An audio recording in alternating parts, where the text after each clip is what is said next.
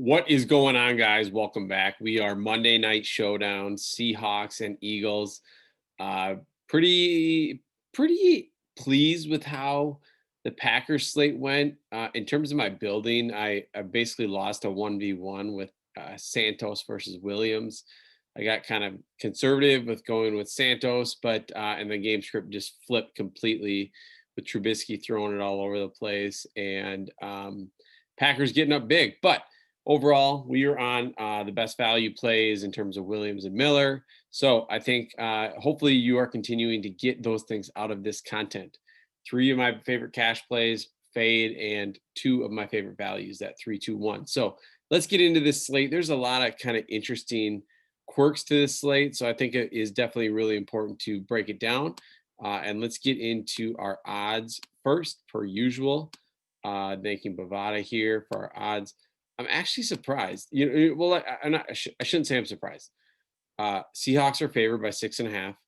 I just sometimes have to keep my mind to remember that NFL spreads like 6.5 is a lot. You know what I mean? Winning by a touchdown is still quite a bit in the NFL just because of how competitive these players are compared to like college football and just other professional sports in general. So Seahawks 6.5 point favorite here. Over under 49. I think the Seahawks defense has played better lately than it was before. It was just like target both sides of the game. So, and then obviously the Eagles just struggles continue, but so does everybody else in their division. So let's get into the builds and let's talk some Monday Night Showdown. So Seattle.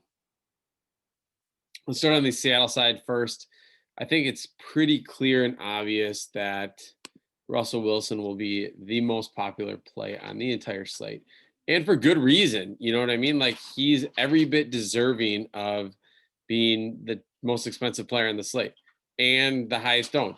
Now, the next decision, though, obviously Chris Carson coming back is going to make this really interesting, just in terms of like having another option that you can actually play in this price range. Secondly, the gap between DK Metcalf and Tyler Lockett has now increased to almost 2,000. So you're paying 11.4 for Metcalf or 9.6 for Lockett. I think you're gonna see the ownership go to Lockett. I think Metcalf has to do a lot at 11.4, a lot more than Lockett at 11.4 to pay off. So again, I'm not saying that Metcalf isn't a play. I just anticipate more people pairing up Wilson with Metcalf. So let's go to Metcalf first. We know the guy's an absolute freak. He's on the cover of this video. If you can play him and you have the money to do it, that is somebody that you want to play. I never will say don't play DK Metcalf. This is more of a price perspective. We know that he's going to get less targets than Lockett. That's almost been certain most games. Like he's had these big games where they're losing late, and against the Vikings, I think they just like threw to him 5 times in a row on the last drive. But Lockett is going to be running those shorter routes. He's going to be, at the goal line running those little, whip routes, cross drags. Metcalf is looking for the home run. He can hit it. Like he's really uncoverable for the most part. Double team. Wilson will still give him a shot. But I think if you just look at Lockett and, he caught all 9 targets last game, which we know he's crushed Arizona twice. We do know Lockett can go just like radio silent too. He's had these games here, San Fran, Buffalo, we thought was going to be a shootout. That didn't happen. So I think that obviously, for the most part, the upside is with DK Metcalf. I just think in cash, more people are going to go Lockett for the price savings and expecting a similar range of outcomes, maybe 2 to 3 points difference. They might project differently. Next, though, Chris Carson coming back from injury. I don't know. I mean, I don't think they just like work him back in. I think like he's been kind of ready to go all these weeks, and then now he's finally ready. I think they just use him, and I think that Carlos Hyde is going to just be the backup. Obviously, he's way too expensive, but he's priced at a spot that if Chris Carson was out, that he would be the starting running back. So We do know how active Chris Carson gets in the passing game. So I think 8,800 is really fair price. I was really hoping he'd actually be a little bit cheaper. But I think, if you can get Wilson, Lockett, and Metcalf as part of your Seahawks stack, I think you've covered a lot of potential outcomes for scoring for the Seahawks, in which in cash, that's what your goal is to do. Carlos Hyde, fade. Don't play him. 7,000, way too expensive, unless for some reason Carson gets ruled out right before the game. But otherwise, Hyde, no thank you. David Moore, primetime Moore is questionable. A lot of people, love narratives. I'm not really a narrative guy usually, but he's had a lot of big games in primetime. So 4,600, if you like the narrative, I think you go for it. Jason Myers, kickers per usual, with a team like Seattle who can move the ball really well, gets them in position to either score touchdowns or field goals. I think it's really tough to not consider him at 4,200. Seahawks D at 3,800, I think is cheap enough to consider here. I think sometimes I keep overlooking the defenses a little bit more than I should, but it just hasn't. Some of them have been priced up so high, but 3,800 against an Eagles team that does turn the ball over. They are going to likely be splitting some quarterback duties that I'll talk about in a second. So 3,800, I think you can make a case for him. I prefer Myers over the Seahawks D, but I think you can make a case. Hollister and Disley, they're platoon tight ends. They might catch a ball or two, but kind of a pass for me. DJ Dallas at 800 now. He was the chalk last week or 2 weeks ago, whenever he played last. I still think there's a chance he is going to see some time in the field in a hurry up situation or passing downs. I don't think Bo Scarborough is even on the roster this week.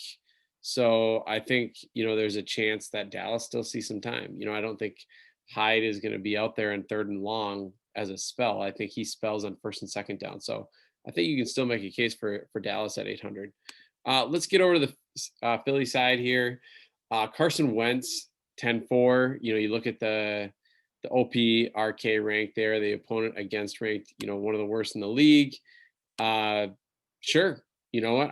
I can't say he's not going to be a cash play. I think he's viable. There is definitely a chance, though, as you see down here in the DK notes, and if you've just been following at all, that Peterson has publicly said that Jalen Hurts even took some reps this week with the first team, that he'll likely be getting some increased touches during the game. I don't know if that's going to be like 2 or 3 plays at a time, or in the past it's been like take Wentz out, run wildcat, or is Hurts going to actually get to be able to like play and run the offense? So I think it cuts into Wentz. How much does it cut into him? And is that enough to get you off of somebody like him? I think if he was just normally playing in a great matchup against the Seattle D, you would consider him again, over Lockett or Carson.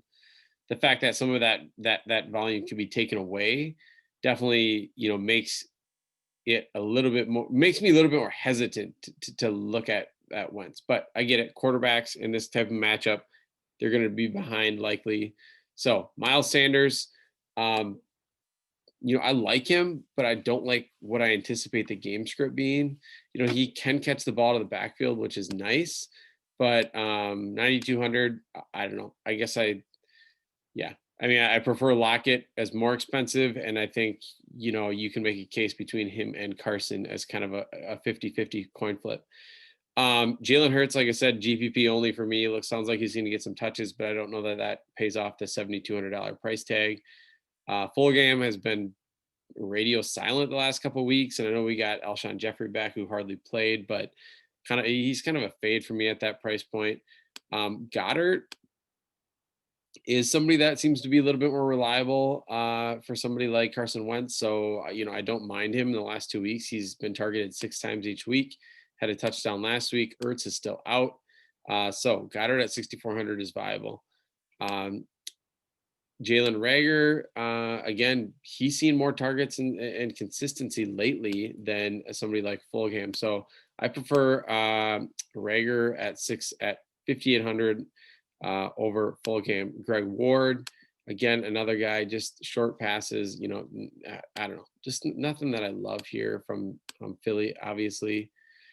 Jake Elliott, um, again, kicker, but I don't really like taking the kicker on the losing team, kind of like what happened with Santos tonight. They get down big. They don't want to kick field goals. They want touchdowns. So probably fade there. Eagles D, if you want to take a complete dart and maybe like a defensive touchdown or something, sure, 2,800.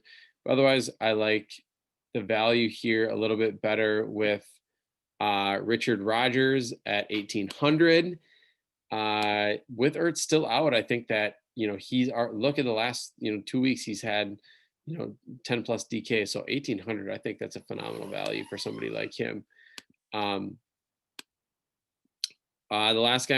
last two guys I'm going to mention here, Alshon Jeffrey has played less than 18 snaps in the last 2 weeks, but it's Alshon Jeffrey, so I don't know, 1,600. Could he come back to like form? Like I don't know. I feel like I'd have to see some sort of news that says like Alshon Jeffrey is going to be increased snaps.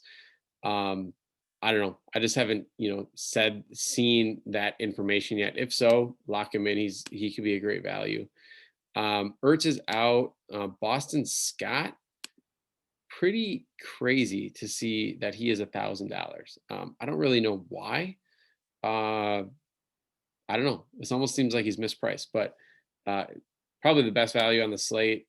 He's going to get touches. Sanders isn't going to, and if they're losing, Scott's great out of the backfield catching the ball. Not that they can't throw the ball to Miles Sanders, which they will, but Boston Scott for 1,000, yeah, absolutely. All right, so favorite cash plays of the slate are Wilson and Lockett, and then kind of a coin flip between Sanders and Carson. And then if you really want to go to Wentz, I don't know. I'm a little bit leery with this whole Jalen Hurts going to take some of my snaps type of deal. My fade here, obviously Carlos Hyde, and just the receiving. Anybody really besides Sanders and Scott for Philly, I don't really want a lot of unless you consider Wentz, but the receiving core just seems like a nightmare right now, and you don't really know where it's going to go. I'd rather target Goddard or Rodgers as the tight ends. And that brings me down to my favorite value plays, which I actually feel like I have more than two. But Boston Scott is obviously one. DJ Dallas, I think, is riskier than Scott, but I think he definitely could get in the game. And then I think Richard Rodgers at 1,800, who's still consistently seeing playing time without Ertz, even though Goddard is back.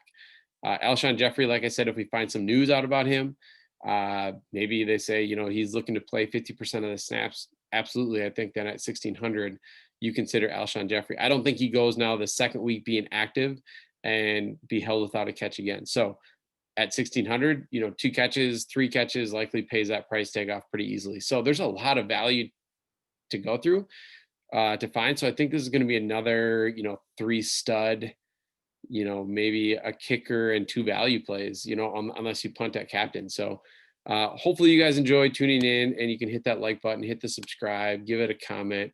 We greatly appreciate it. We are adding more content every single day to our channel. And if there's something that you don't see on our channel that you would like to see, reach out, hit us up on Twitter. We are always looking to expand, or if you're somebody that just wants to, learn more about FSI, be sure to check us out at FSIDFS.com. Thanks a lot. Signing off.